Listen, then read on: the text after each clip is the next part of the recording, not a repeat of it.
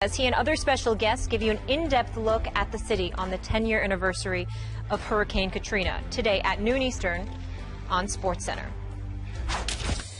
Elsewhere, Steelers wide receiver Martavis Bryant now faces a 4-game suspension for violating the league's substance abuse policy, according to Adam Schefter. The suspension is currently under appeal. Just a side note, folks, Le'Veon Bell will also miss the first 2 games for the Steelers, also for violating the same policy.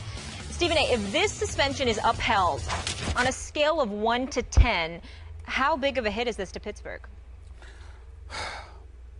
I guess I would say it's about a 5. I mean, you're talking about a guy, he's a big play receiver. He can do some things. There's no denying that. Last year, he had a relatively successful season. I think he had about 26 receptions for 549 yards. That's averaging like 21.1 yards a reception. He's a big play guy, and having him on the field definitely gives them a threat. But I think that they still have enough weapons with Antonio Brown, with Marcus Wheaton. I'm just looking at that, and Heath Miller's still there and what have you. I just think they have a chance to continue doing some things. The first 3 or 4 games of the regular season obviously going to be very, very tough for them because they don't have their requisite weapons, and their defense is going to have to step up. Jarvis Jones, Ryan Shazier, they're going to have to show up and show their worthiness. But it still doesn't negate or dissipate my disgust. You know where I'm going, Skip. I know exactly where Another brother who cannot stay off the weed. I cannot believe that these guys are such flaming idiots.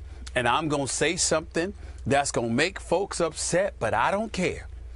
If you sat up there and you took a mugshot of every one of these dudes who got in trouble, black,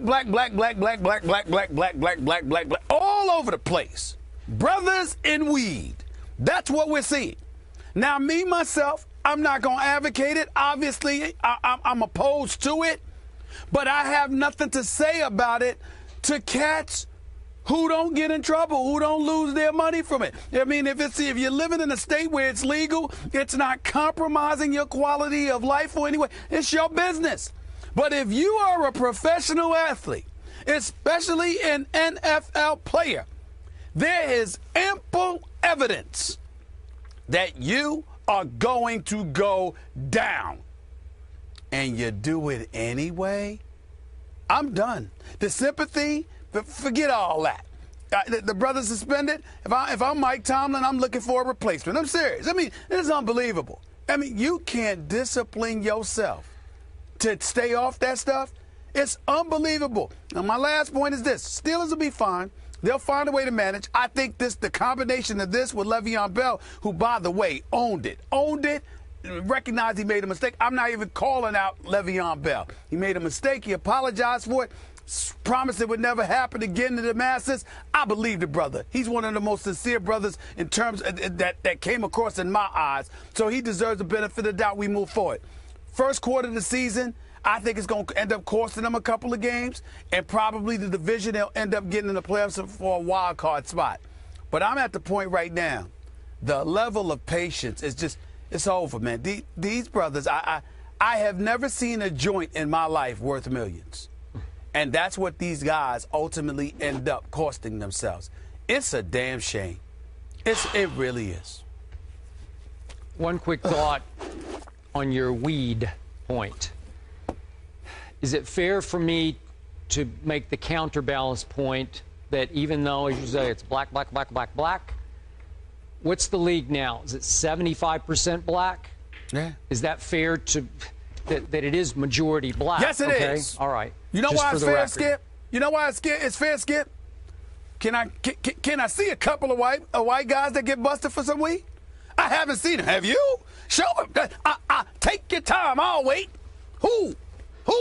I mean, if the league is 70% black, then it's 30% white. Where's the white guys getting busted with the weed? I haven't seen them. Well, a matter of fact, I won't mention the name, but a particular star played in a particular city, okay, and you know what, and had a franchise, you know, with the pizzas and all of that stuff, and you know what they say. I mean, there's a lot of cats out there that joke when you puffing one of the first things you want to do after is eat some pizza. Yeah. So somebody, we're sitting up in there and jeopardizing our careers. I shouldn't say we, because damn it, I don't do it. I take that, but it ain't we. Those dudes who do it, okay, they're jeopardizing their careers. And the very people that you said, well, is it fair? 30% of them ain't getting, they're not the ones getting busted with it. And by the way, you got a couple of dudes that have learned how to capitalize on it and turn it into a business venture. Yeah. So, we losing money. Those cats are losing money, and the other cats are figuring out a way how to capitalize off of it and make money for themselves. I mean, come on. Unbelievable. I'd have to do my homework on this. And, I don't know. Okay. Yeah. Off the top of my head, Johnny Manziel's had his issues. Maybe not with marijuana. We don't know that for a fact, but he's had his issues. I'm talking specifically weed. Okay. Got it. That's all I'm talking about. Right. I'm not talking about the other stuff. Alcohol or drugs. I'm talking specifically weed. Okay. Now from a very serious topic to a not all that serious topic, back to Molly's original question, which is scale of 1 to 10, how much was it just trouble the Steelers are in? How big of a blow? How big a blow is this, losing Martavis Bryant?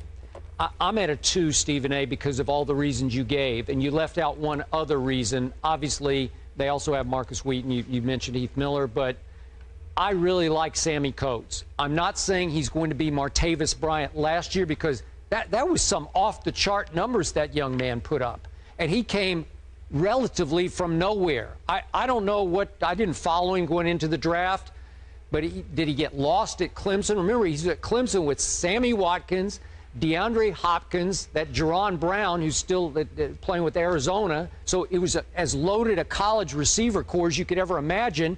And Martavis, who stands 6'4", he weighed 211 going to the combine. They say he weighs like 225 now. He ran 4.4 at the combine, and he didn't go until the 4th round of Pittsburgh. And then it took him a while to sort of earn his way into the lineup with Mike Tomlin, because he struggled in the preseason, and then he just exploded. I mean, you mentioned 21.1 yards per catch. I mean, that's sensational. It's like, go long and I'll hit you. Ben was just bombs away to Martavis. So they're going to lose that game-breaking element maybe.